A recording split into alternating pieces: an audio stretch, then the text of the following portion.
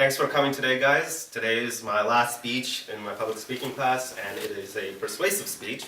So let me get started with this picture right here. This is Kayla Rowland.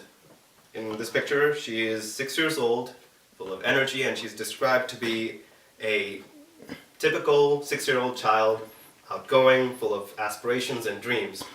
Unfortunately, Kayla never saw past her 6th birthday because in February 29th, 2000, Kayla was shot to death, and that was the end. And the perpetrator was a 6-year-old boy. Fortunately, I don't have the name of the poor child that did this, but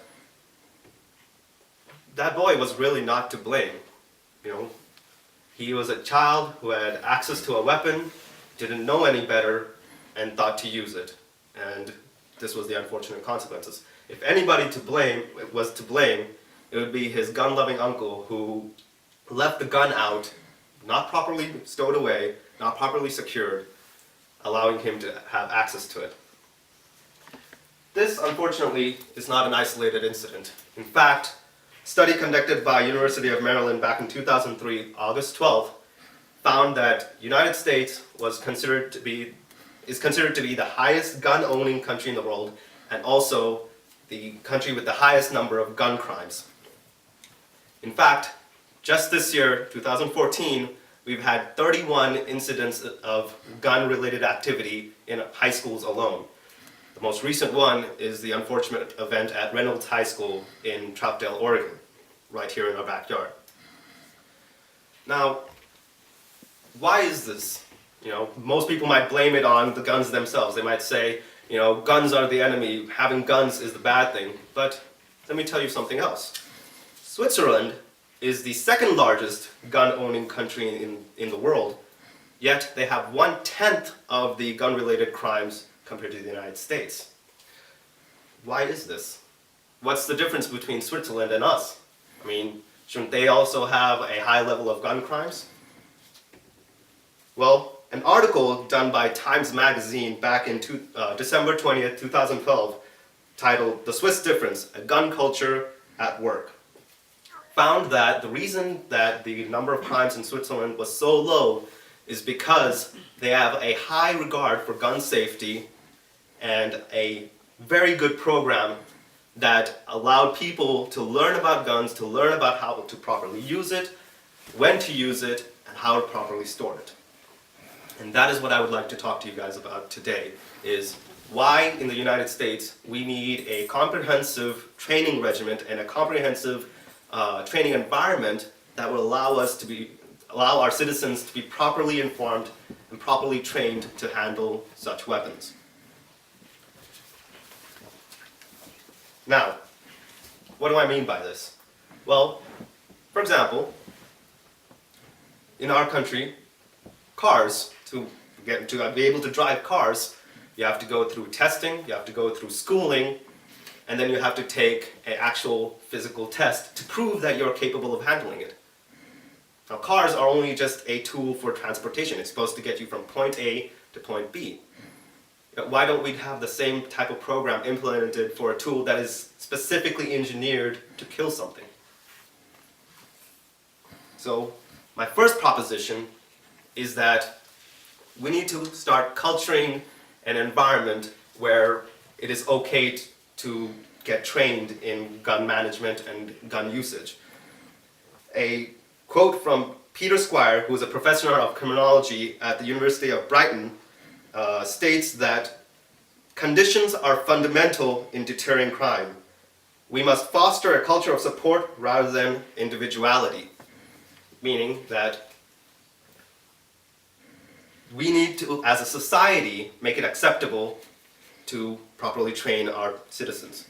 So first and foremost, what I propose is training. We need to have an institution that will allow for mandatory training of our youth in how to properly handle guns, how to properly use them, and how to properly store them. Second, we need to have proper testing.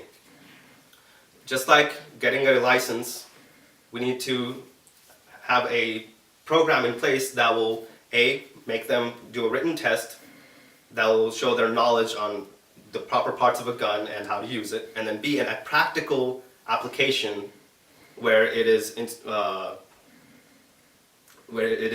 proctored by a specialist that will show that they are capable of using that gun.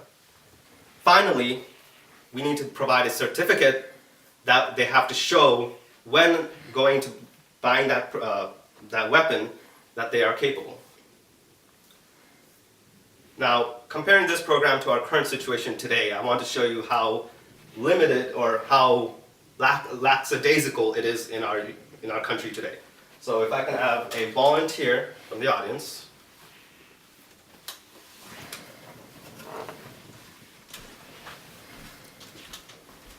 So imagine you're in a gun store and I am the salesperson. You're here to purchase a gun. Okay? Hello, sir. What would you like today? Just like looking for a nice small rifle kind of it. All right. Can I see your license, please? Okay. Your driver's license would do.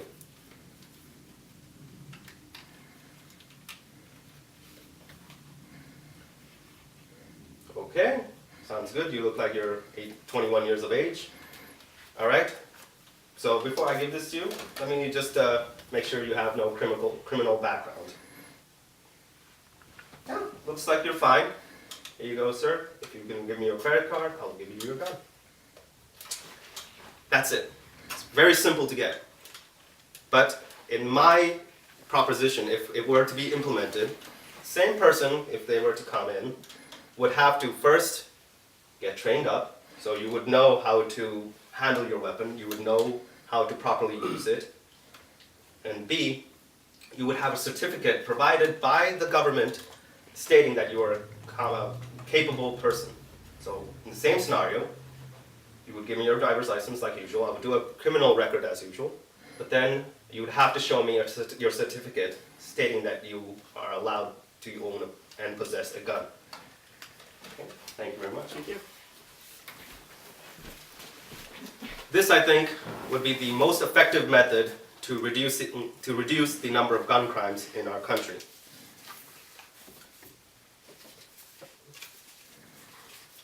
All right. So now that you've learned why why implementing a training regimen is important, I will show you what this will prevent. A study by the American Academy of Pediatrics on April 1st, 2002 found that 30% of the crimes committed at home were due to gun-related incidences, but only 5% of those were due to strangers invading the house. The rest of them were just accidents. People who didn't know how to use their weapons. People who didn't know how to properly lock them away, how to properly put a safety on, how to properly store their ammunition. So by using this, I believe we can reduce the number of crimes in the United States as well as the number of deaths in the United States. Thank you very much. Oh God. Sorry. Whatever. How many minutes was that? Good.